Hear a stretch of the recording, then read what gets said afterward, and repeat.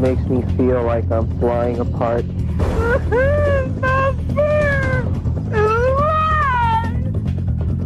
With our case studies, you'll hear the stories of people whose lives have been forever changed. All of a sudden, I feel like my whole body is on fire. Every inch of my skin's burning. And I realized I couldn't move. The researcher who thinks he's discovered an alien agenda. There's a very great interest on the part of the UFO occupants in human reproduction. They do need our genes to propagate their own species. The abductee who claims he's been forced to breed with his captors. I was with an alien that wasn't totally at will. It's hard to explain. The survivors who struggle to cope with the aftermath of their ordeals. I know how crazy it sounds for a woman to say she's been implanted with an alien fetus, but I'm sorry, it's the truth. The experts who believe the shocking accounts. These people have been traumatized by a very real and present experience in their lives. And the skeptics who say it's all a figment of the imagination. They can't tell the difference between whether it was a memory or a real event. And you'll see our final analysis of all the evidence in our Unex report as we uncover the facts about alien contacts on Unexplained Mysteries, Taken, the Abduction Phenomenon. Over the past 3 decades, the number of reported alien abductions has skyrocketed. Men and women claim to have been taken by extraterrestrials and transported on beams of light into spacecraft. In order to unlock these incredible stories, experts have experimented with regressive hypnotherapy. Over and over again, we get these hidden consistencies in abduction reports which come out through hypnosis. These individuals report this experience as real. It is not dream, it is not fantasy, it is not delusion. Abductee accounts revealed under hypnosis are shocking in their consistency. And this is when I saw the spotlight then was doing this like a beam. Once the beam of light hit me, I was paralyzed. And at that moment, that's when I was on the craft. They were about 3 feet tall. Maybe this high. Their skin looked like it was made of marshmallow. White, pale color. And they had real big eyes. Large, dark eyes. While most abductees speak of being taken by the often described gray alien depicted here, others report insect-like characteristics in some of their captors. There's one being in particular that I always recognize, and he's not a gray. He's taller, he's thinner, he's got a bigger head, he's got bigger eyes. His limbs are very praying mantis-like. There have even been sightings of extraterrestrials that seem to be alien-human hybrids.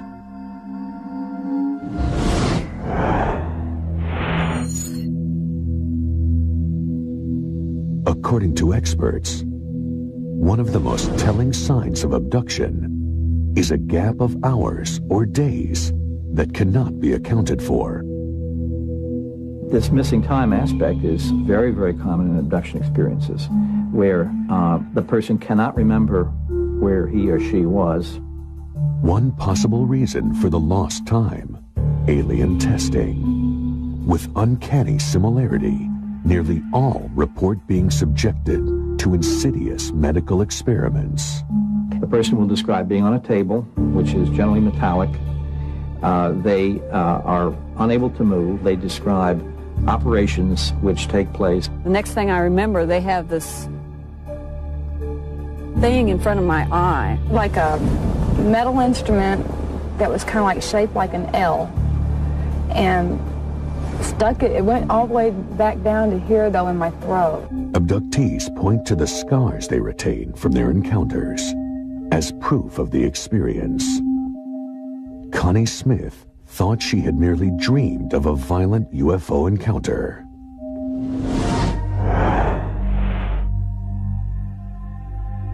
I just woke up in the morning and I did have that groggy feeling that, you know, that like I've been up all night, yet I got 8 hours sleep. And I sat down on the couch, and I looked down, and I had a mark just above my knee, and there was no pain to it. You could poke and poke at it, and there was no pain. And then I had a little scab in my belly button with a little pinhole puncture mark in the middle. Her suspicions deepened when her daughter reported a similar experience. She had the same huge bruise, which was not painful to her, and I asked if I could see her belly button, and I checked, and she had the same thing as I did. Jesse Long says he has been abducted repeatedly since his first close encounter at the age of 4. After being subjected to a battery of experiments, he was returned home with a similar telltale scar. My mother remembers me pointing out that I had a scar on my leg. She said it never bled. Under the skin, Jesse detected a solid object. It was in my leg for 34 years, and I finally decided to have it removed. And this is what they took out. Tests on the object determined its composition to be silicone and trace metals. Jesse believes it is a tracking device. Brian Koski also says he is the victim of multiple abductions.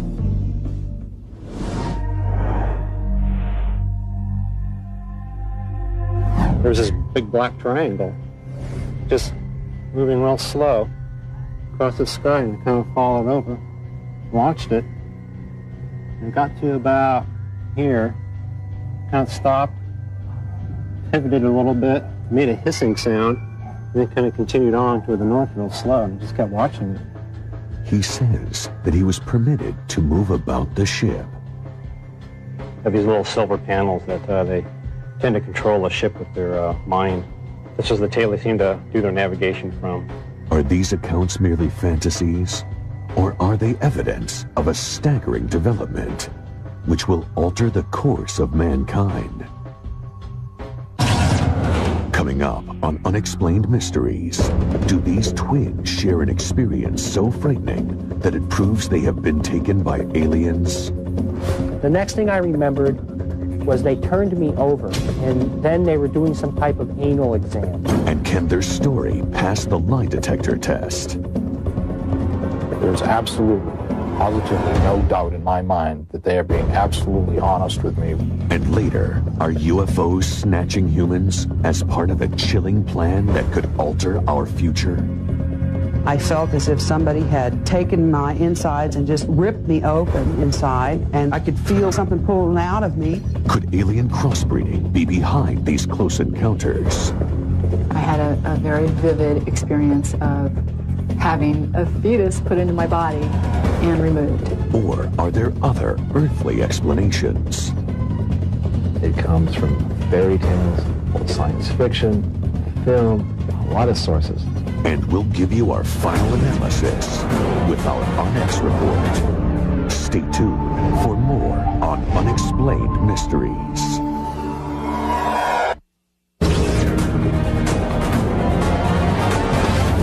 Unexplained Mysteries, Taken, the Abduction Phenomena.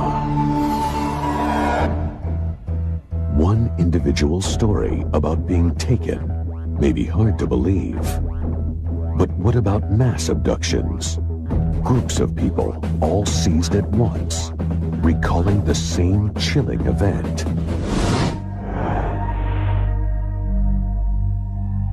A beam is coming towards us. I don't know what it's going to do. It makes me feel like I'm flying apart. Maine's Allagash River is the site of an encounter that forever altered the lives of 4 men. We were just a couple of guys camping, fishing, and we were excited about getting out of the city and being in the wilderness. Art students Charlie Fultz, Chuck Rack, and twins Jim and Jack Weiner were looking for a break from the city when they set out for the backwoods of Maine. The last thing on our minds was any UFOs or anything like that. We just wanted to go fishing. It was very, very dark.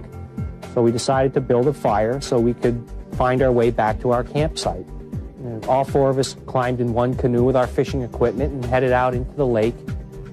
We were out there for approximately 15 or 20 minutes fishing with no luck.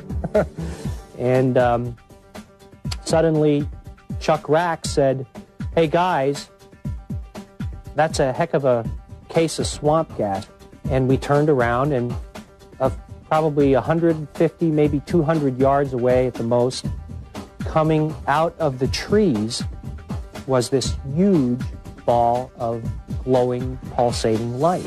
I remember this being a very bright, round sphere of light that had kind of a roiling quality to it. It was yellow-white in nature.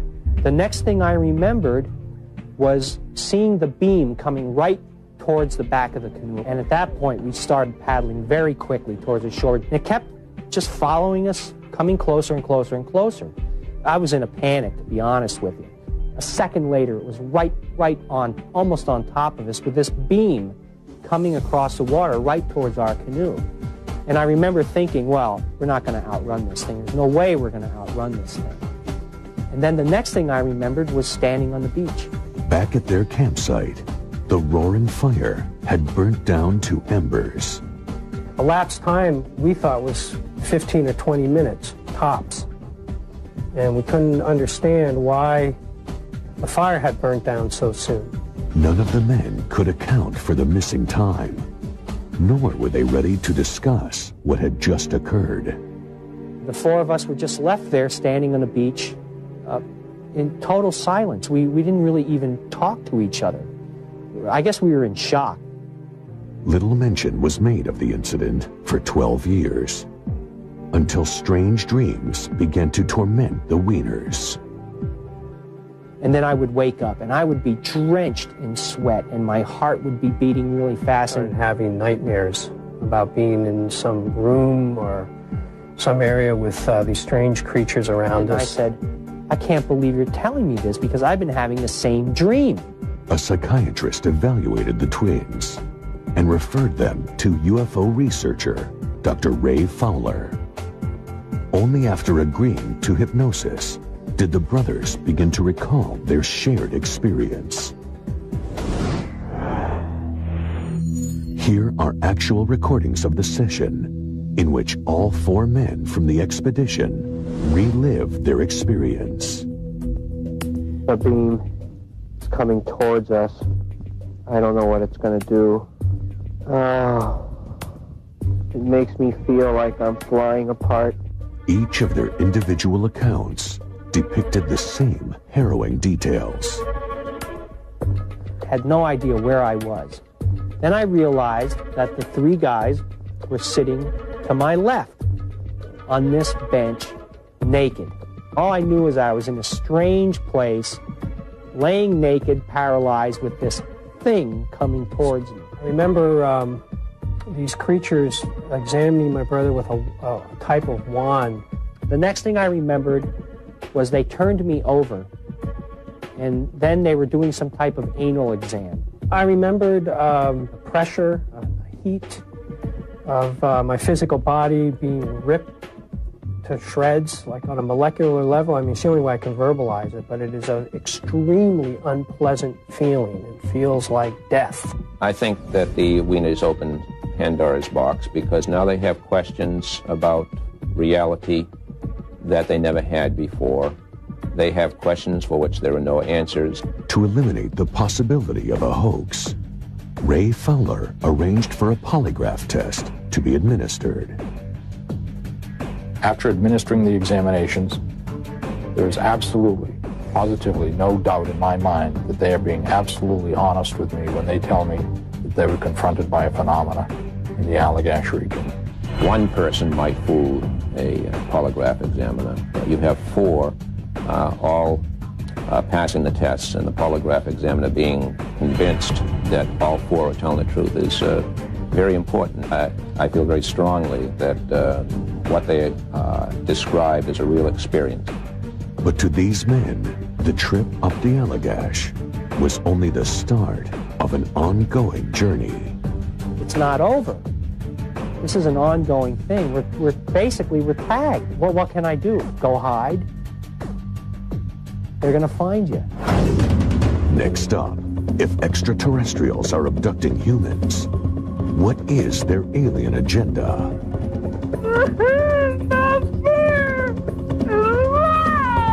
That is a woman crying out in emotional pain that her child is being taken from her. Are these events tied to the essence of human biology? Sometimes we'd be abducted and there would be sexual situations that would pair off. They've lost their own reproductive capabilities, so they are trying to find a new genetic stock with us. And later, Hollywood's take on aliens. Close encounters, for good or evil, had an enormous effect on what people expected aliens to look like. We'll put it all in perspective in our exclusive On X report, coming up on Unexplained Mysteries. Unexplained Mysteries, Taken, the abduction phenomenon. For those who have been taken, the question is not if abductions occur, but why.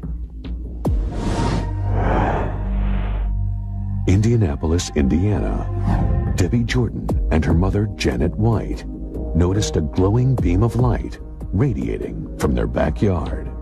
As I looked out the window, I seen a light that was about the size of a basketball. A really strange light coming out of the pump house that's next to the swimming pool out back. Debbie armed herself with a shotgun and ventured toward the light. And Debbie went out in the back, and I watched her out the back door, and she came to the pump house, and she opened the door. All of a sudden, I feel like my whole body is on fire. Every inch of my skin is burning. And I realized I couldn't move. And I also could hardly see. It was like I'd been attacked by a mob of tourists with cameras flashing me in the eyes. Neither woman could immediately recall what happened next. Later we figured out I was gone in like an hour and a half, and I don't remember like 10 minutes. Debbie immediately came down with a mysterious disease, and the family dog that lived in the backyard succumbed to what was suspected radiation sickness. These clues and the neighbor's identical account of the blinding light drew the attention of UFO researcher Bud Hopkins. There was more evidence supporting this abduction than any so far investigated. Hopkins first studied the ground where the incident took place. This is what happened to that nice, rich, loamy, black-brown soil that the backyard in Indiana had. It was turned sort of gray and hard as a rock. Hopkins persuaded Debbie to submit to hypnotherapy. Something's not right.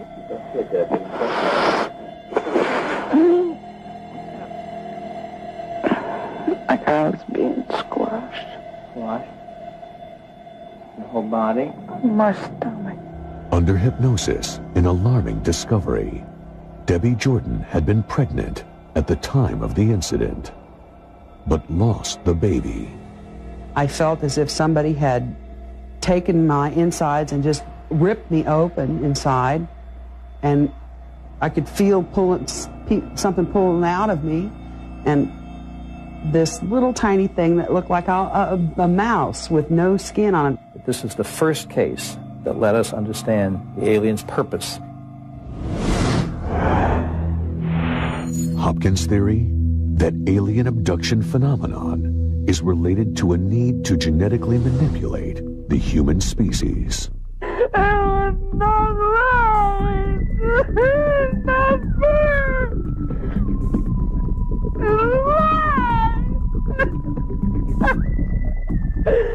That is a woman crying out in pain, emotional pain, that her child is being taken from her. Through hypnosis, Debbie recalled witnessing a human-like child during her encounter. She had tufts of white cottony hair sticking out of her head all over, really large eyes, but human, blue. When I thought, oh, I'd love to hug you, I asked if I could take her home with me, and he told me no, she could survive with me. I assumed they were telling me that I was this child's mother. Debbie says her abductions continued for years afterward, halting only after her hysterectomy. But now, her legacy of abduction has been passed to her 2 children. I don't expect people to believe any of the stuff that me or any of my family members tell them. Believe me, if I hadn't seen some of this stuff with my own eyes, there's no way I would have believed any of it. Next, is an alien sexual agenda behind the abduction phenomenon? It could be other people's wives, other people's husbands. I've experienced certain things like that. I was with an alien that wasn't totally at will. It's hard to explain. Hear one woman's account of carrying an alien baby. I had a very vivid experience of having a fetus put into my body and removed. It's ridiculously hard for me to talk about. And later, Hollywood's controversial role in producing the abduction phenomenon. Close Encounters, for good or evil, had an enormous effect on what people expected aliens to look like. And you'll see the ultimate roundup of the facts, our Unex report, coming up on Unexplained Mysteries. Unexplained Mysteries, Taken, the abduction phenomenon. They are close encounters of the most intimate variety. As reports of abductions continue to rise, so too does another alarming trend: the aggressive sexual nature of many recent abductions. Saugerties, New York. James LaFonte and friends began seeking refuge from the city on regular weekend trips to the woodlands of the upstate region. I first met James in '87, and a few friends of us, we all went upstate to the trailer. Just have a nice weekend and enjoy ourselves and have fun. Going up weekly almost became an addiction. It was for enjoyment, but it was almost like we were being called back. As with many abduction reports, the first sign of an unusual occurrence was the shared sense of lost time. James LaFonte contacted me because of certain fragmented memories. He'd been with a group of friends, and they knew something had happened. There was a time lapse. Hopkins uncovered a common trait among the group: memories of alien contact in childhood. Ever since I was a child, I used to wake up and I used to see white light and shadowy figures moving around my bed, and I would get scared. When I was younger, I remember like an alien looking through the window, being watched, a feeling of being watched all the time. Through hypnotherapy, Hopkins yielded shared traumatic memories. It turns out week by week, we were all being abducted as a group. Like on a table. They have big eyes, and skin looks remolded. I gotta get out of here. But the detail and scope of these repressed memories exposed an incident of group abduction beyond any on record. I remember seeing these bright lights almost in every window, and there's domes on top of the trailer. And everything was glowing, and we just become basically paralyzed. During the abduction, we would walk down this dark road in a trance state. And we'd be walking to the craft, which was always in the same spot in this pit area. The Saugerties group recalled forced medical tests, and there seemed to be a disturbing focus to the experiments. Something was being worked on my genitals. I would see James across the room, and the same thing being done to him. I do know the sperm was removed. To some experts, the group's accounts expose an alien agenda of harvesting human genetic material.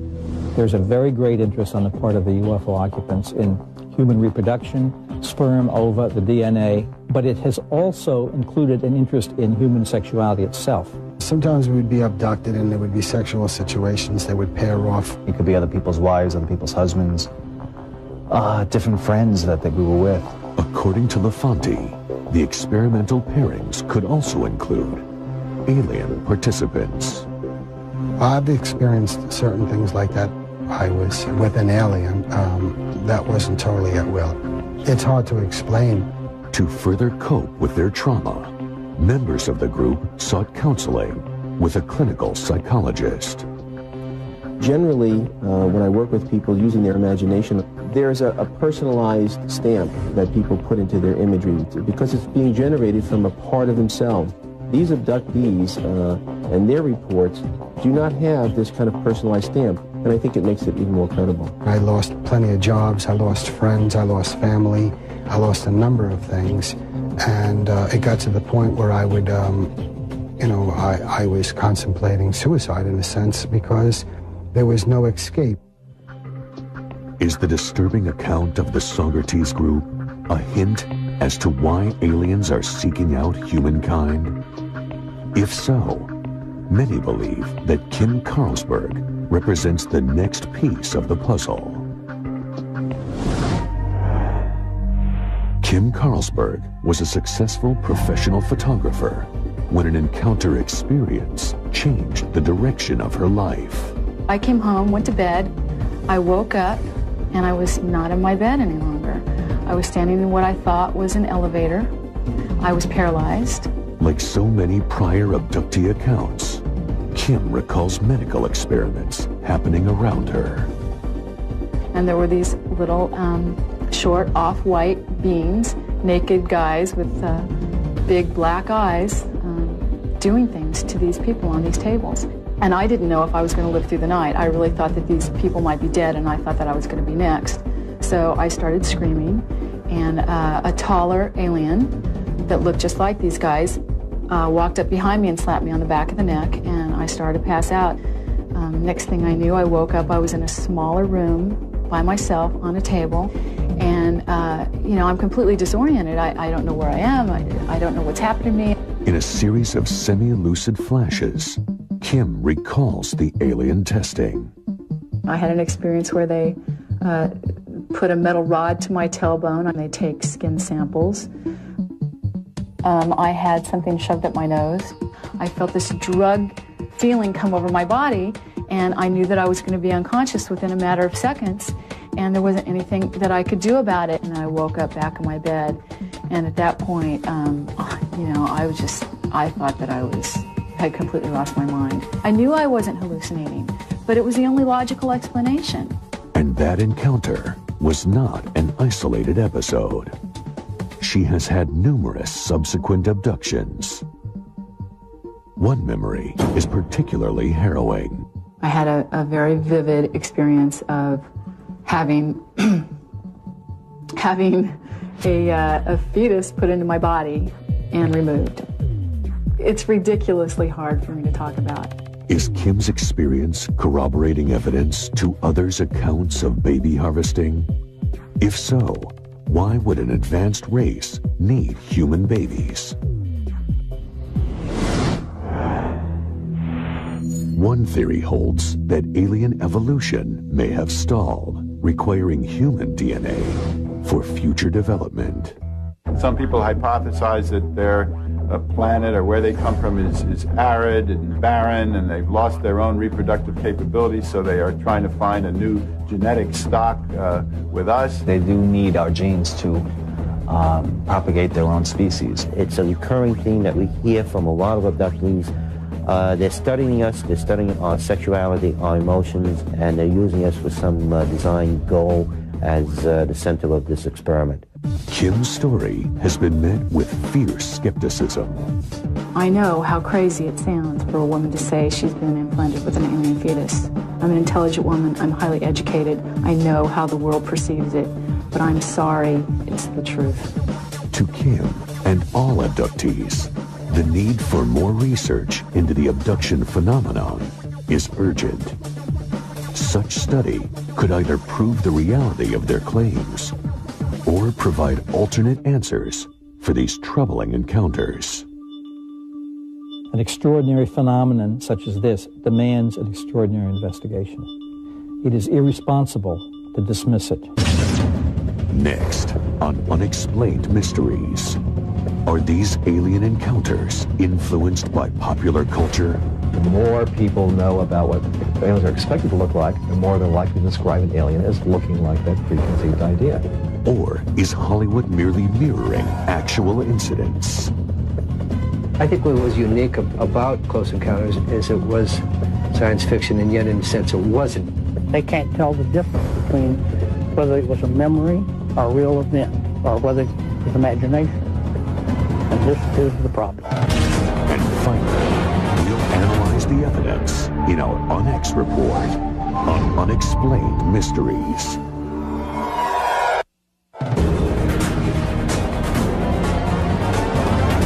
Unexplained Mysteries, Taken, the abduction phenomenon. With reported sightings and alien encounters growing each year, so too have the skeptical inquiries from non-believers.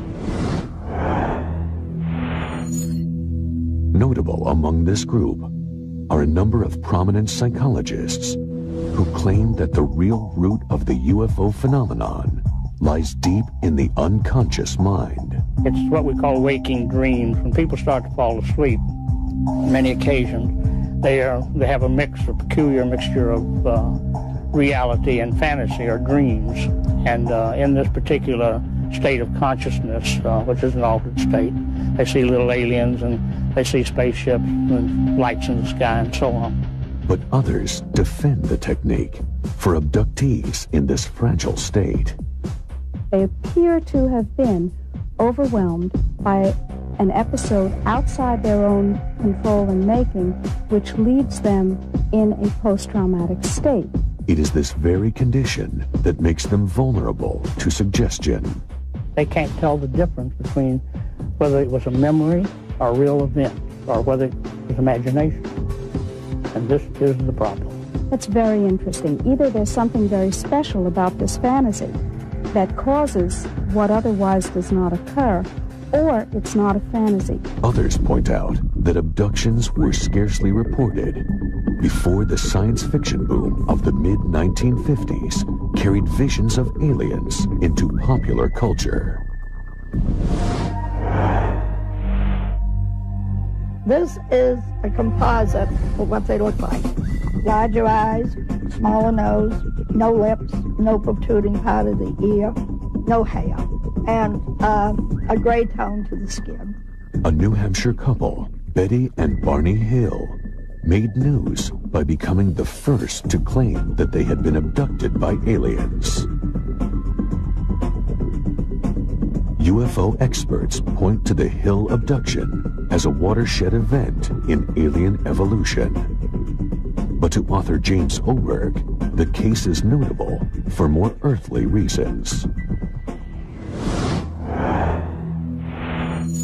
A lot of Betty's memories are directly traceable back to a movie called Invaders from Mars. Many of the themes, many of the imageries from that film appear in almost recognizable form in Betty's story.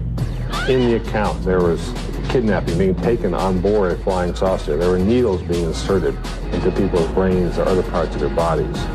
Barney Hill's recollections focused on one major feature.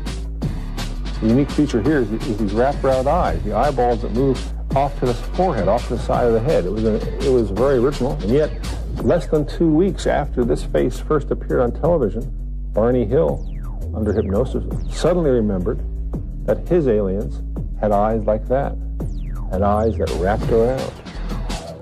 Was it cause and effect? Did he see the show? Was his memory polluted by this Hollywood version? Can't prove it, but the sequence is highly suggestive. By the early 1970s, Hollywood seemed to settle on an accepted standard for what an alien looked like. According to skeptics, this design trend was again echoed in the description by alleged abductees. The thing you'll never forget when you look into the face of these things is the eyes. Very large, intimidating black eyes. Very small opening for a mouth, no ears. Tremendous head, very thin body, long arms. Yet, science fiction archivist Ron Miller traces images back much further. It comes from fairy tales, science fiction, film, a lot of sources. They go back decades, even a century or more. One of the earliest sort of realistic depictions of an alien I have from a book that was published in 1884. 90 years later, a Steven Spielberg film about alien contact cemented the image. Did Close Encounters of the Third Kind also plant suggestions in the minds of future abductees? Close Encounters, for good or evil, had an enormous effect on what people expected aliens to look like. And if anything really focused all these disparate threads into one sort of standard alien, it was Close Encounters. But Joe Elvis, the production designer for Close Encounters, claims that logic is reversed. I think what was unique about Close Encounters is it was science fiction, and yet in a sense it wasn't, because we weren't manufacturing something that was convenient. We took these things from all the encounters that we could record and sort of put it into the funnel, and it came out with these kind of images. Kelly Freas, a celebrated science fiction illustrator, is disappointed by the dominance of the gray, both in pop culture and in the reports of abductees. I hate to think that the universe is so dull that that's the best it can come up with. Are we supposed to assume that only one race managed to accomplish space flight and come to the Earth? Or are there more races out there? If so, what do the other races look like? When we come back, the Unex Report examines the facts and addresses the mysteries. What can we learn from all of these abductees reporting nearly identical encounters? And do aliens really have an agenda for mankind? Or is extraterrestrial contact the product of our collective imagination? That's the Unex Report, next on Unexplained Mysteries. Unexplained Mysteries, Taken, the abduction phenomenon. Now, our Unex Report. The past 40 years have seen a surge in reports of man being taken by aliens. Experts point to a number of signs as evidence of abduction, such as missing time. This missing time aspect is very, very common in abduction experiences, where the person cannot remember where he or she was. Other indications include strange medical symptoms and even implants. It was in my leg for 34 years, and I finally decided to have it removed. And this is what they took out. The use of hypnosis is increasingly being used to access hidden memories of alien encounters. And there were these little short off-white beings, naked guys with big black eyes, doing things to these people on these tables. I felt as if somebody had taken my insides and just ripped me open inside. Over and over again, we get these hidden consistencies in abduction reports which come out through hypnosis. And there are striking similarities in the descriptions of the aliens. Very large, intimidating black eyes. Very small opening for a mouth, no ears. Tremendous head, very thin body, long arms. Many encounters now seem to reveal that an alien breeding agenda may be behind many abductions. There's a very great interest on the part of the UFO occupants in human reproduction. They do need our genes to propagate their own species. I had a very vivid experience of having a fetus put into my body and removed. Among the most compelling cases are mass abductions. Subjects are taken together and recall the same experience. During the abduction, we would walk down this dark road in a trance state. I remember these creatures examining my brother with a type of wand. Polygraph machines have further verified their accounts. There's absolutely, positively no doubt in my mind that they are being absolutely honest with me. But skeptics maintain that Hollywood is the real source of all alien sightings. The more people know about what aliens are expected to look like, the more they're likely to describe an alien as looking like that preconceived idea. One thing is certain: the complex reality of abduction will continue to spur debate as long as so many questions remain unanswered. It is irresponsible to dismiss it. An extraordinary phenomenon such as this demands an extraordinary investigation. Until that time, the alien abduction phenomenon will remain an unexplained mystery.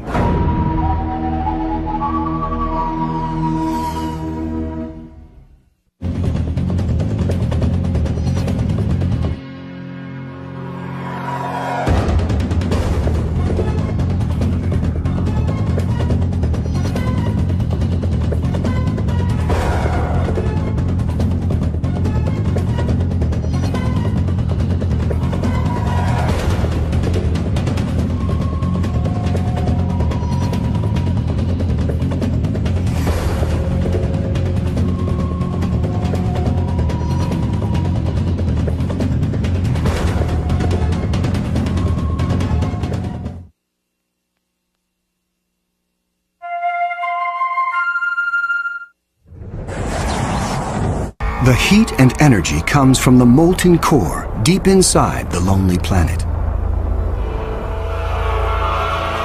If the Planemo is a gas giant like Jupiter, it may have a system of moons.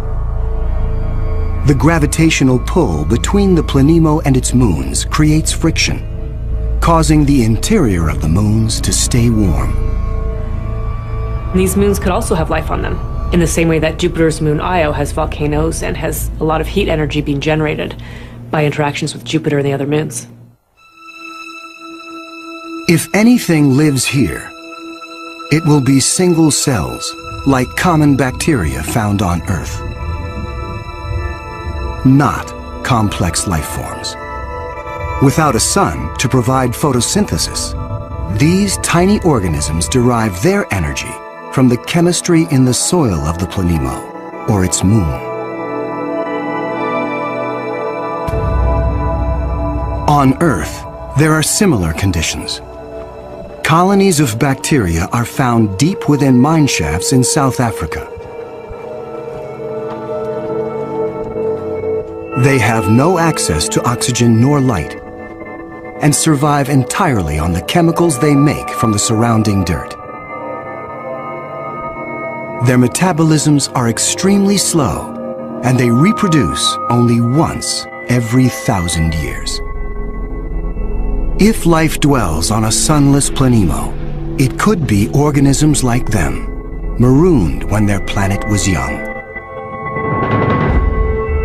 While Planemos slumber undisturbed, there are worse places to be in the universe. Like in the company of this lethal pulsar, some 980 light-years from Earth, in the constellation of Virgo.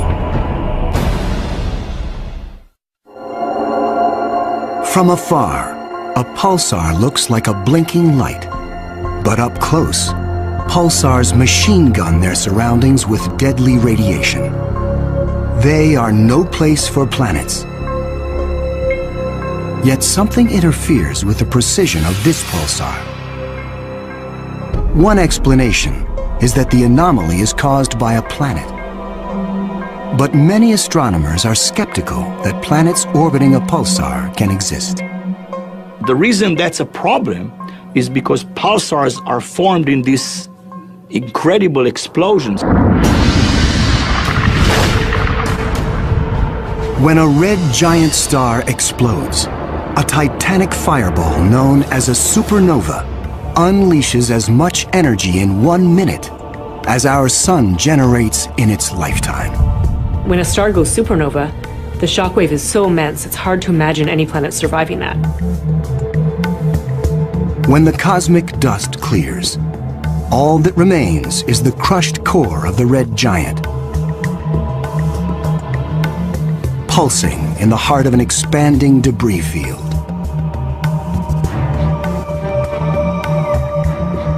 Matter blasted from the colossal explosion falls back to the pulsar and forms a disk.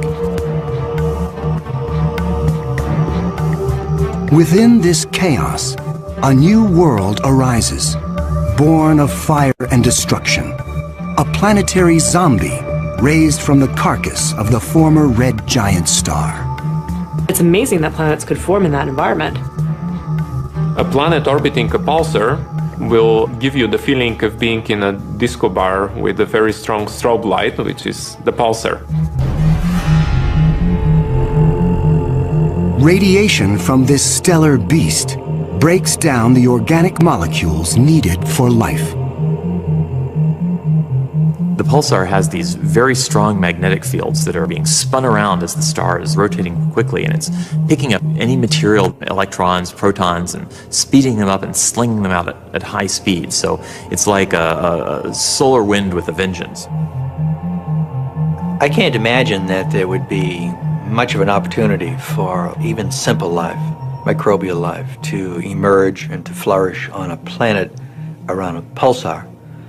Largely because if you were in the pulse, you'd be severely energized, and if you were not in the pulse, you would be completely devoid of energy. The discovery of pulsar planets shows how new worlds can form in the wake of a star's destruction. No matter where a planet arises, the process of its birth is fraught with danger. Sometimes, the violence is so great, the end of the world comes before the beginning. 2007. Astronomers using the giant Gemini North telescope make a strange discovery in the Pleiades cluster some 400 light-years from Earth. A star known only by its catalog number, HD 23514, is surrounded by a giant donut-shaped cloud of dust and gas. The star in the middle of the donut shape is about 100 million years old. A cosmic toddler in astronomical terms. Our sun is 45 times older. The conditions are perfect for planets to form. But spectral analysis finds something strange. The dust is utterly pulverized. Typically, a newborn star is surrounded by fledgling planets. Planets form around the young star in a protoplanetary disk of gas and dust. And then these planets go on their merry way orbiting the star, not realizing that they're in an orbit that's too close to another planet. Millions of years ago, two primordial planets orbiting HD 23514 are spinning toward doom. As the two worlds close in, tidal forces torque each planet from spheres to egg shapes.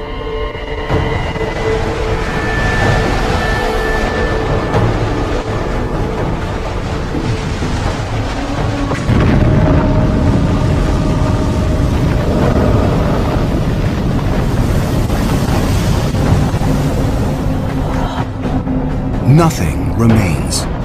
The two worlds are annihilated, creating the dust and debris seen around star HD 23514. 4 billion years ago, a similar apocalypse came to Earth.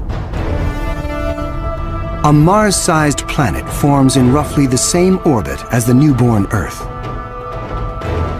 Like the planets at HD 23514, Earth and this Mars-sized body are barreling toward each other.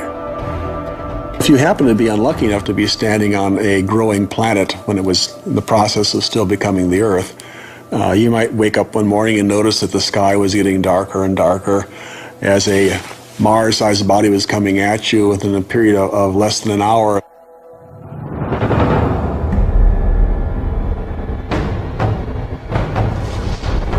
And when When it hits, the shock wave is felt all over the planet, scouring the surface of the Earth.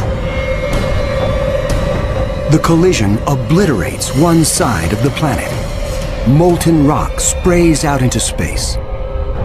The entire globe is peppered by meteors and noxious vapor. It would actually make hell look like a Bahamas vacation.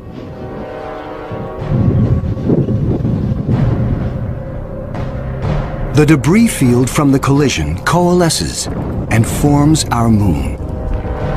It is a new beginning for our planet. Collisions are part of the birth process for planetary systems. Building up a terrestrial planet is probably all about colliding pieces of rock together. And all across the galaxy, colliding pieces of rock are forming terrestrial worlds that defy the imagination.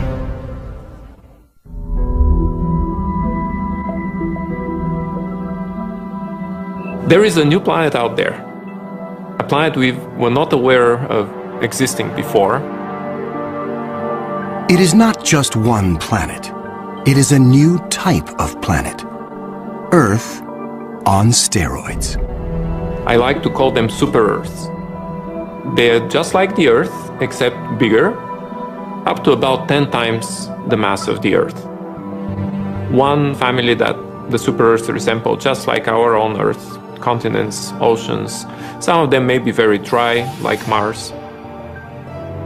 And then another family that we call water worlds or ocean planets that are completely covered with water. Welcome to Gliese 581c.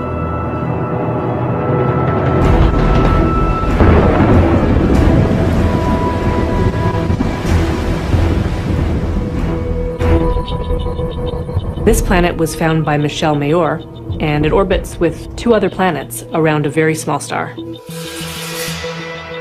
It's only 20 light-years away in the constellation of Libra and is one of the smallest terrestrial planets found beyond our solar system.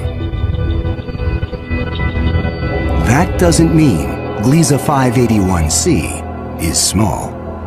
It's still a super-Earth with 5 times the mass of our home planet. But it's the possibility of liquid water that excites scientists. An ocean planet feels like being in the middle of the Pacific Ocean, with no land inside, just water, puffy white clouds, and blue sky above you. The winds on the ocean world are going to be similar to that of the Earth, so it will be a very good place to sail. The weather's absolutely perfect. Every day you get a clear blue sky and the sun just stays in the same place. Now how's that for weather prediction? No land anywhere. Even miles beneath the surface. This water layer would extend very far down, at least a quarter of the way down in the planet.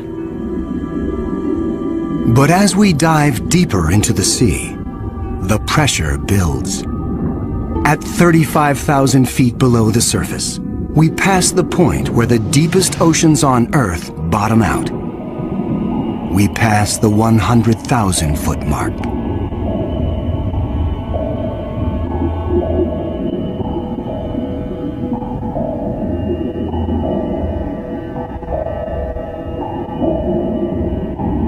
The pressure is so great, water itself begins to take on surprising new forms.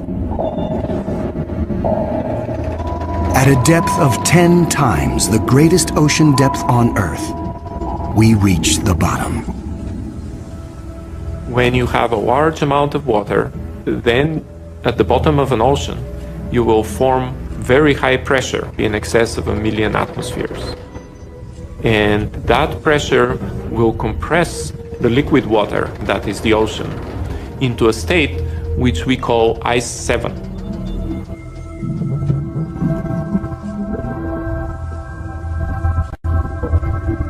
No, it's not like ice in your refrigerator. The molecules of water that are in the ice in your refrigerator are kind of all jumbled up. But if you form ice under very high pressure, then the water molecules can become ordered, they can become aligned.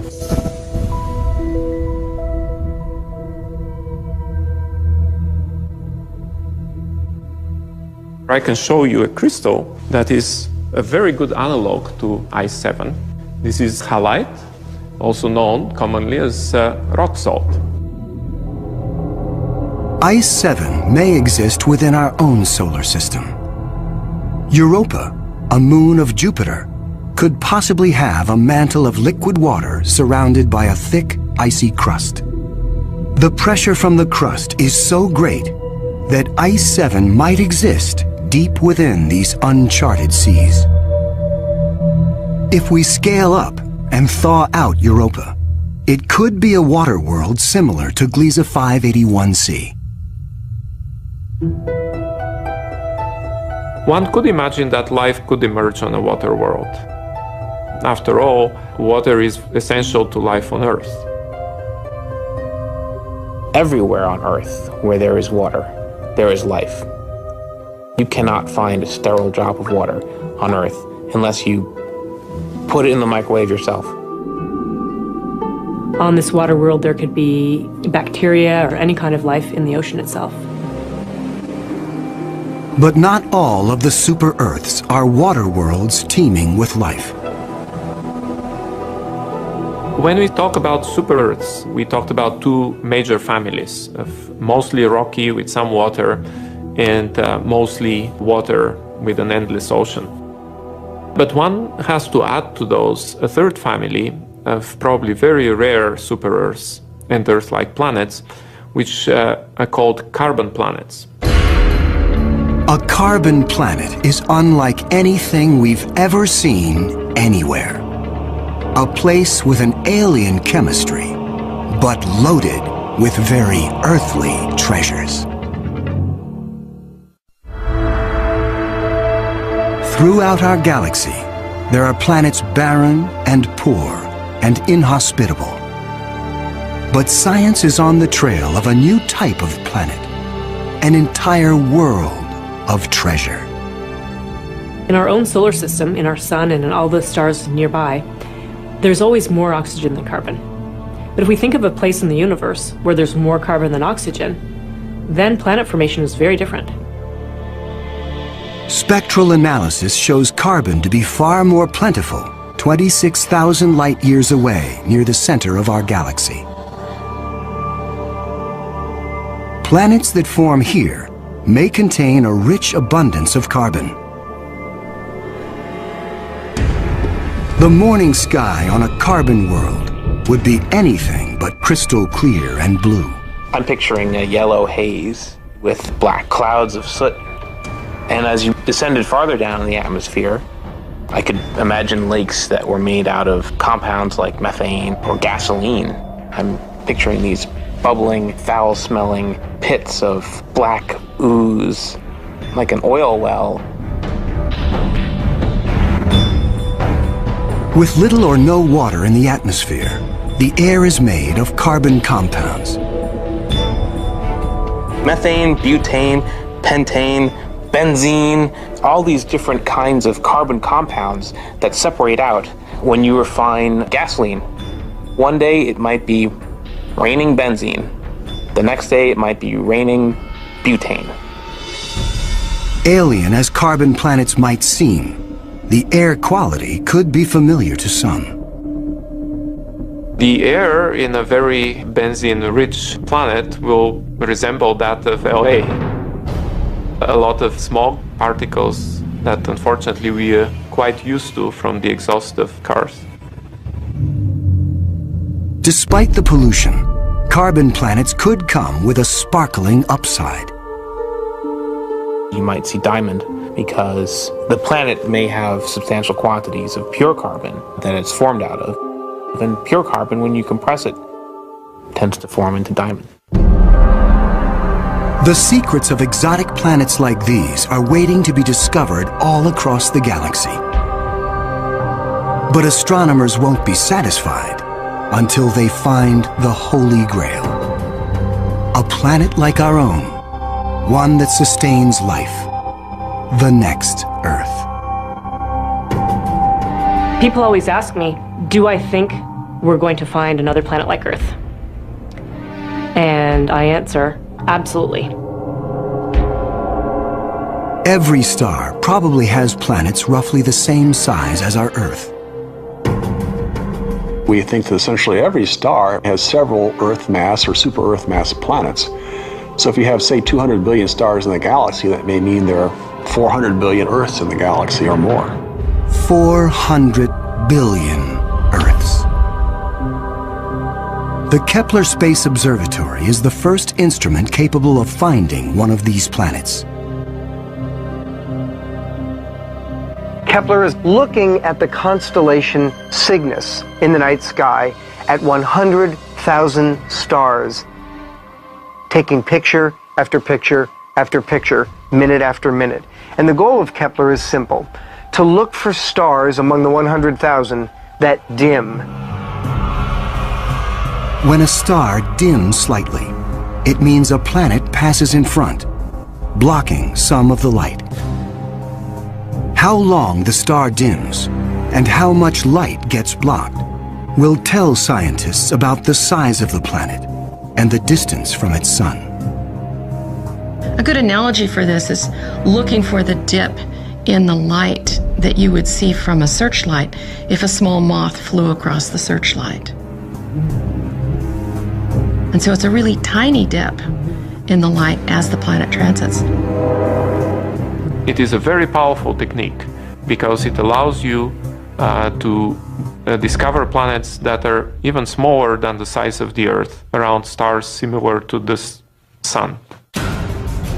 It is a technique that is changing the course of science. We think we may be able to find a planet that is habitable in the next few years. Scientists estimate the Kepler mission will find a minimum of 50 alien Earths. One of the big questions that anybody looking for life beyond the Earth is facing today is, what if we don't recognize life even though we discover it? Conditions on an alien Earth may cause life to evolve differently. My hope is that we'll see some sign that will make our hairs stand up on the back of our necks. Whatever that sign is, it will be the first chapter on the greatest scientific story ever told.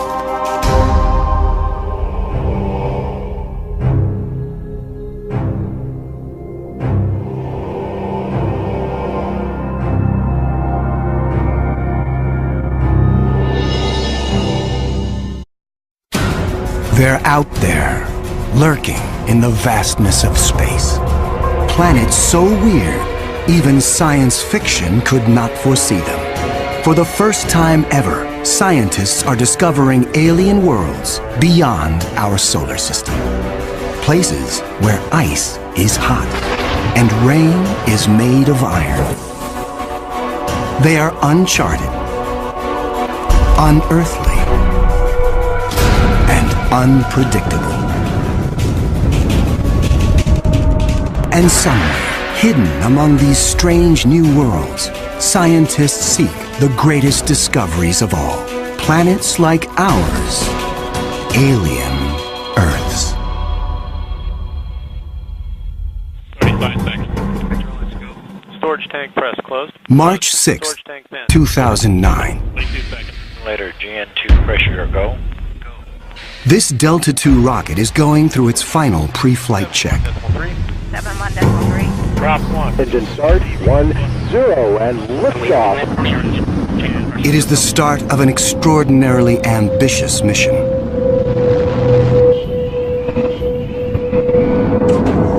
The Kepler Space Observatory is hunting for planets like Earth within a region of 100,000 stars.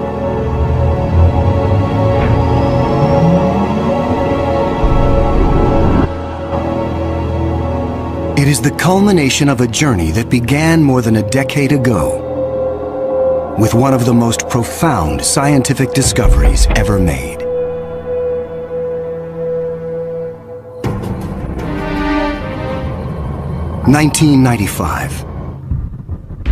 Swiss astronomer Michel Mayor and his team make a routine observation of stars in the constellation Pegasus, located 50 light-years away. But the instruments show something strange. One star is violently lurching and wobbling. What we discovered, it's one of these stars have a velocity changing with time.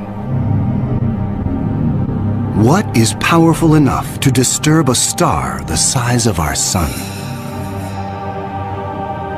Mayor offers a radical answer: a planet. But no one has ever seen a planet around another sun-like star.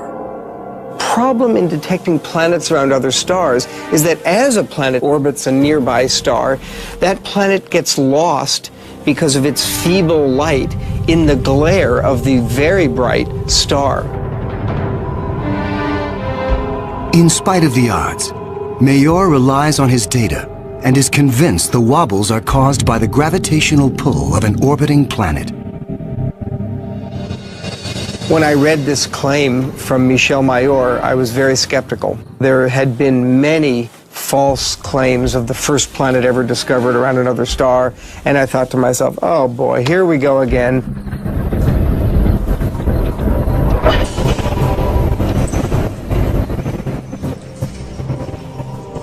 So I decided to observe the star on 4 consecutive nights, and stunningly, the star was shown to wobble exactly as Michel Mayor had said. Michel Mayor and his teammate Didier Queloz announced their discovery. It rocks the scientific community. They had found for the first time reproducible, confirmable evidence of the existence of a planet around a sun-like star.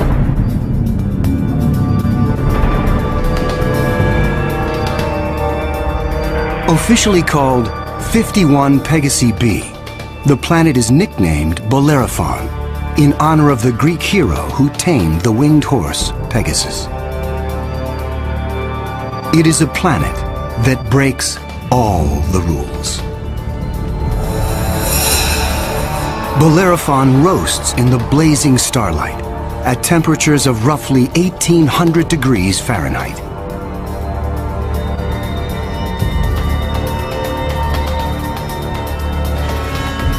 It is nearly 150 times more massive than Earth and is a gas giant like Jupiter.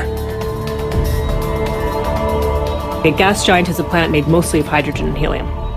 Only the outer layers are gas, but inside, hydrogen and helium is compressed to huge pressures. It doesn't resemble a gas at all.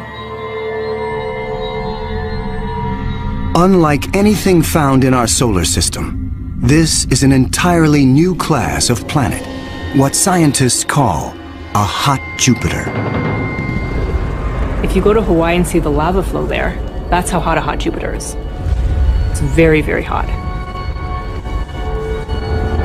The Earth is a comfortable 93 million miles away from the Sun. These hot Jupiters are roughly 100 times closer, and so the amount of sunlight that they get is 10,000 times larger.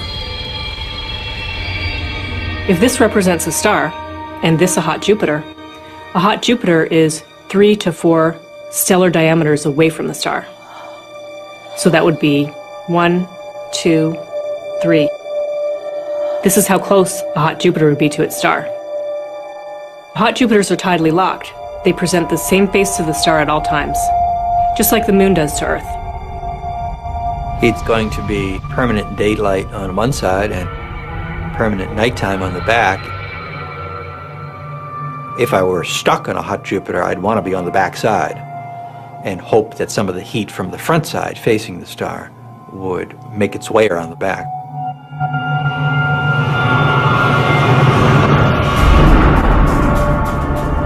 The variations in temperature make Bellerophon's atmosphere extremely windy.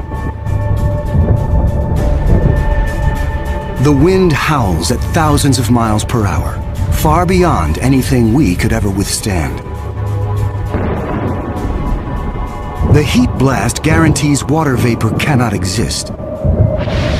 But that doesn't mean there is no rain. It's far too hot for water liquid clouds to form here. But instead, these clouds would be made out of iron. Iron vapor can exist at temperatures much higher than water. And because of that, things could get a little messy.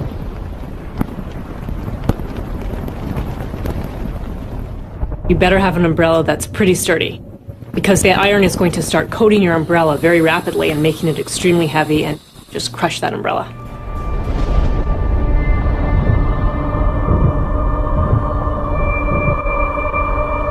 The sky overhead is filled with dancing curtains of color. Charged particles from the nearby star make auroras far more extreme than the northern lights on Earth. There is something even more unique about this newly discovered world. Bellerophon orbits its sun in a blistering 4.2 days. No self-respecting planet goes around a star in 4.2 days. None of the planets in our solar system take such a short amount of time. For scientists, the tiny orbit challenges long-held notions of how planets form.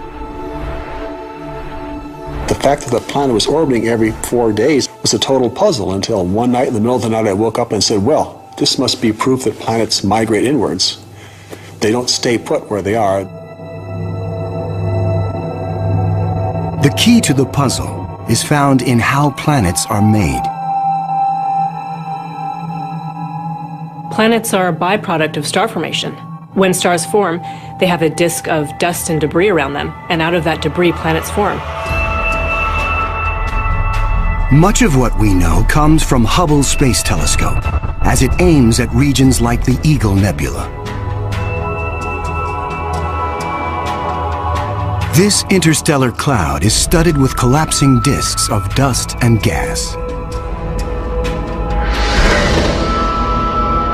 A giant clump grows in the center of each disk. Temperatures reach a searing 18 million degrees. The same nuclear fusion that powers our sun is unleashed.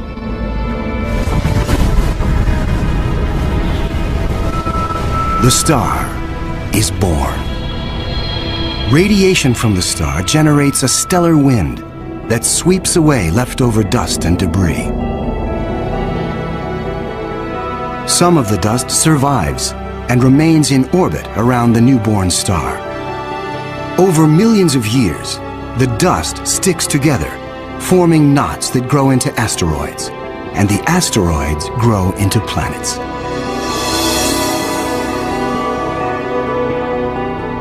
These planets migrate through the disk until they find a stable orbit.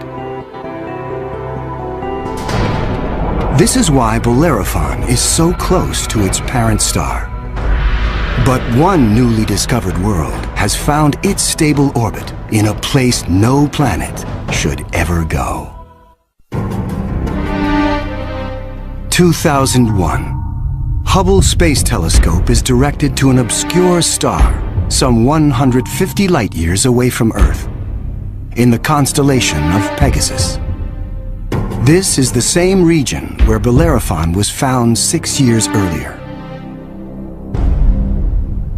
Hubble is tracking another hot Jupiter, discovered by astronomer Jeff Marcy. But this one is different from Bellerophon. You've probably heard of the planet HD 209458b. It's a terrible name. A terrible name for a terrible place. HD 209458b has been dubbed by some as Osiris, after the Egyptian god of the dead. Osiris is over 200 times more massive than Earth. It has migrated perilously close to its sun, at a mere 4 million miles from the blazing solar surface. Osiris broils in a planetary hell. The average daily temperature on Osiris is over 2,000 degrees. Forget global warming. This is global frying. and it causes Osiris to lose an estimated 550,000 tons of air every second. There's a leak of gas, a steady stream of hydrogen and helium, and that's making a big, huge cloud all around the planet. Its atmosphere is bleeding into space. Scientists speculate that a colossal trail of gas spirals behind the planet for thousands of miles. Osiris presents an unprecedented opportunity for astronomers. Using Hubble, they analyze the alien planet's bloated atmosphere. This is the absolutely first time where we could tell what is the composition of the atmosphere of an extrasolar planet.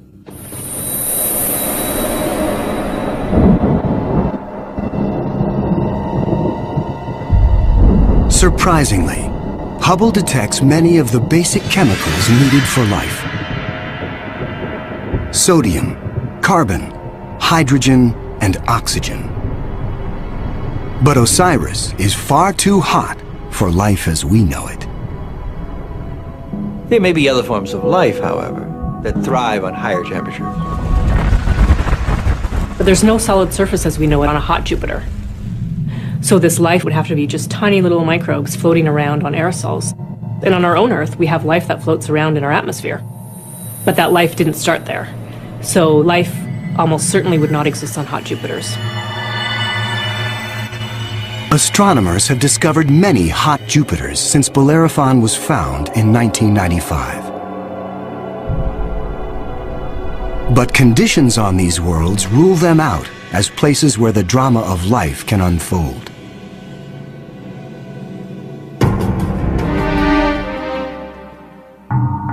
One of these gas giants is a planet that teases the rules of evolution.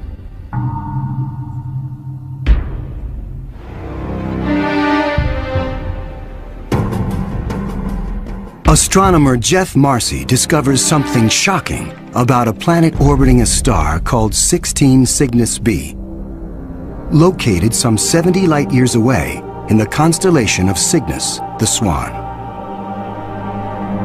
The planet was clearly in an elongated orbit, bringing the planet close to and then far from the host star. And this, of course, defied our expectations based on our own solar system, where all of the planets go around our sun in nearly circular orbits like phonograph grooves in a record. Like a giant yo-yo in space, the gas giant swings back and forth across its solar system. That is like the Earth swooping 25 million miles closer to the sun, then slinging past Mars, all the way out towards Jupiter every year.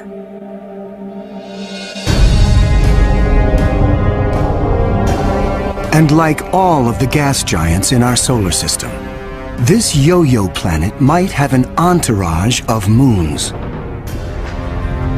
Marcy speculates that one of these moons could be similar to Earth. And here's where the interesting story begins. Imagine a rocky moon with lakes, oceans, maybe streams and waterfalls on the surface. The moon orbiting its planet, the two of them orbiting the host star. Unlike the airless moon that circles the Earth, this moon is a world with extreme seasons. On Earth, the seasons are caused by the tilt of our planet. Here, they are caused by the elongated orbit. These poor planets that are in these elongated elliptical orbits suffer terrible changes in their climate throughout a year. As they make their closest approach, the yo-yo planet and its moon are blowtorched by the star. Summer begins. The atmosphere on the Earth-like moon is savaged with raging storms. Category 5 hurricanes on Earth are tiny eddies compared to the monster vortexes that form here.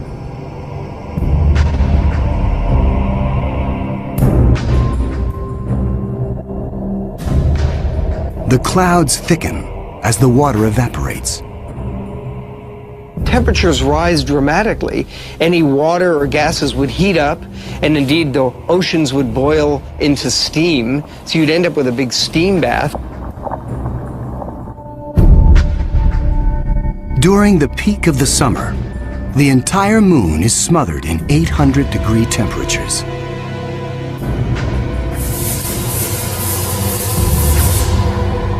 This is the closest approach to the star. During its 26-month orbit, the summer season is barely 2 months long. But what a season! The planet and its moon swing away from the furnace of the star. Temperatures fall to ranges we would find temperate and comfortable.